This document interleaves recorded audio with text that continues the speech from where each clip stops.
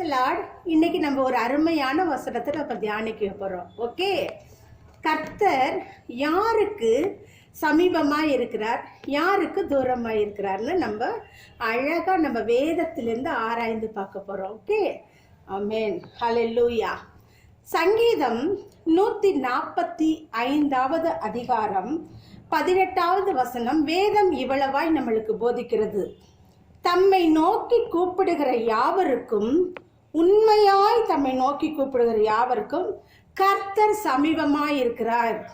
அப்ப உண்மையாய் நோக்கி கூப்பிடுகிற யாரா இருந்தாலும் அவங்க எப்படி கூப்பிடணும், அவங்க யாரா இருக்கலாம், ஆணா இருக்கலாம், பெண்ணா இருக்கலாம், இல்லை இந்த மதத்தை சேர்ந்தவங்க தான் கூப்பிடணும், அந்த மதத்தை சேர்ந்தவங்க தான் கூப்பிடணும் அப்படின்னு இல்லை.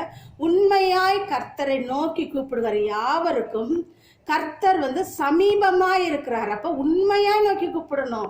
கர்த்தரை நாம் எப்படி நோக்கி கூப்பிட வேண்டும்? உண்மையாக கூப்பிடணும். ஏதோ பேரளவில் இல்லை, ஏதோ எல்லாரும் சர்ச்சுக்கு போகிறாங்க அப்படிங்கிறதுக்காக இல்லை, எல்லாரும் செய்கிறாங்கங்கிறதுக்காக இல்லை. நாம் எப்படி கூப்பிடணும்? உண்மையாக கூப்பிடணும். அப்போ கர்த்தரை எப்பெல்லாம் உண்மையாக கூப்பிடணும், எப்பொழுது கூப்பிடலாம், எப்பொழுது இடைவிடாமல் ஜெபிக்கலாம், சர்ச்சுக்கு போகணும். கட்டாயம் ஒவ்வொரு பிள்ளைகளும் ஒவ்வொரு ஜனங்களும் சர்ச்சுக்கு கட்டாயம் போகணும். ஏன் சர்ச்சுக்கு போகணும் அப்படின்னா, அங்கே வேத வசனத்தை அழகாக நம்மளுக்கு தெளிவாக ஊழியக்காரங்க போதிப்பாங்க. அதை கேட்டு அது வளரும் போது தான் நம்ம சத்தியத்துக்குள்ளே நம்ம நிலைநிறுத்தி நிற்க முடியும். அந்த வேத வசனத்தை நம்ம வீட்டில இருந்து படிக்கிறது ஒரு முறை, ஆனால் கண்டிப்பாக கட்டாயம் ஒவ்வொரு தேவ பிள்ளைகளாக இருக்கட்டும், எல்லாரும் மாம்சமான யாவருக்கும் தேவனாக கர்த்தர் அவங்க நிச்சயமாக ஆண்டவருடைய சர்ச் ஆலயத்துக்கு போய், தேவாலயத்துக்கு போய் இந்த வேதத்தை படித்து அவங்க போதிக்கிறவது கேட்டு அதன்படி நடக்கணும். அது மாத்திரம் இல்லை, அது மட்டும் போதுமா அப்படின்னு பார்த்தா நிச்சயமாக போதாது. வீட்டில் ஒவ்வொரு நாளும் அந்த வேதத்தை வச்சு நம்ம படிக்கணும். அது மாத்திரம் இல்லை, அதிகாலையில் எந்திரிச்சு தேவனை தேடணும், ஜெபிக்கணும். எப்பொழுதெல்லாம் நம்ம வேலை பார்த்துக்கிட்டு இருந்தாலும் நம்ம கட்டாயம் என்ன செய்யணும்னா, நம்ம ஜெபிக்கிறத விட்டுறவே கூடாது. உண்மையாக கூப்பிடும்போது கர்த்தர் நம்மளுக்கு சமீபமாய் வந்துடுவார். அப்போ நம்ம கர்த்தரே நம்ம பக்கத்தில் வரும்போது நமக்கு என்னங்க குறை?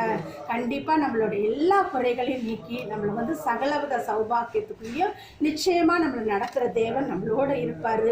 அப்போ யாருக்கு தான் தூரமாக இருக்கிறாரு அப்படின்னா, இப்போ பொய்யாய் கூப்பிடுறவங்களுக்கா அப்படின்னு பார்த்தா, இங்கே வேதத்தில் யாருக்கு தேவன் தூரமாக இருக்கிறார்? நீதிமொழிகள் 15:29 துன்மார்க்கருக்கு கர்த்தர் தூரமாக இருக்கிறார், நீதிமான்கள் ஜெபத்தை கேட்கிறார்.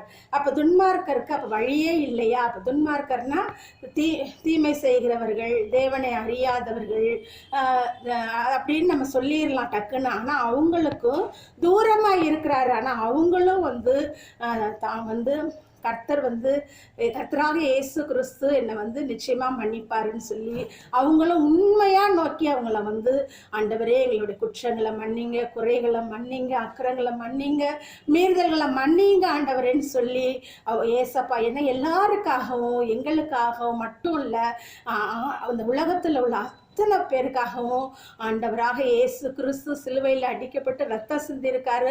அந்த ரத்த சகல பாவங்களையும் சுத்திகரிக்கும். அதனால கண்டிப்பாக கட்டாயம் துன்மார்க்கிறவருக்காக துன்மார்க்கமாகவே இருந்துடக்கூடாது. தேவனை நோக்கி பார்த்து அவர்கிட்ட கேட்டு அவருடைய மன்னிப்பையும் விடுதலையும் பெற்றுக்கொண்டு அவரை உண்மையாக நோக்கி கூப்பிடும்போது நிச்சயமாக தேவன் நம்மளை ஆசீர்வதிப்பார். அவர் ஆசீர்வதிக்க வல்லமையுள்ள தேவன், அவர் நீதி உள்ள தேவன். அப்போ நம்ம உண்மையாக கூப்பிடணும். அப்போ துன்மார்க்கராக இருந்துட்டு அப்படியே இருக்கக்கூடாது.